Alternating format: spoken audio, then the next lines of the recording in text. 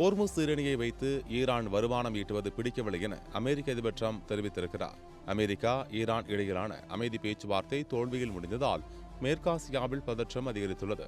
இதையடுத்து ஈரானிய கடற்படையை முற்றுகையிட்டுள்ள அமெரிக்கா தடையை மீறும் கப்பல்களை தாக்கி சிறைபிடித்து வருகிறது. பதிலுக்கு ஹோர்முஸ் நீரிணையை கடக்கும் கப்பல்களை ஈரான் தாக்கி வருகிறது. இந்நிலையில் பிரச்சினை தீரும் வரை ஈரான் தினசரி வருமானம் ஈட்டுவதை அமெரிக்கா விரும்பவில்லை என்று டிரம்ப் பேசியிருக்கிறார். இதுகுறித்து ஈரானின் ஒவ்வொரு அசைவையும் அமெரிக்கா உன்னிப்பாக கவனித்து வருகிறது.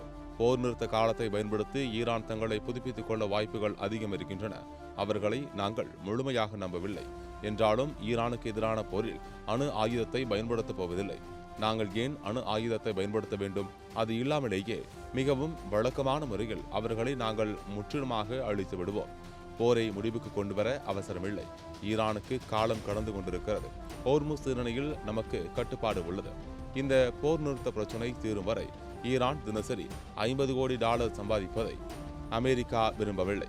ஈரான் தலைமைத்துவத்தை இழந்துவிட்டது. அவர்கள் தங்களுக்குள் சண்டையிட்டுக் கொள்கின்றனர். அவர்களின் இராணுவம் முழுமையாக தோற்கடிக்கப்பட்டுள்ளது. தடுப்பு அமைப்புகள் அழிந்துவிட்டன. இவ்வாறு ஓபனாக பேசியிருக்கிறார்.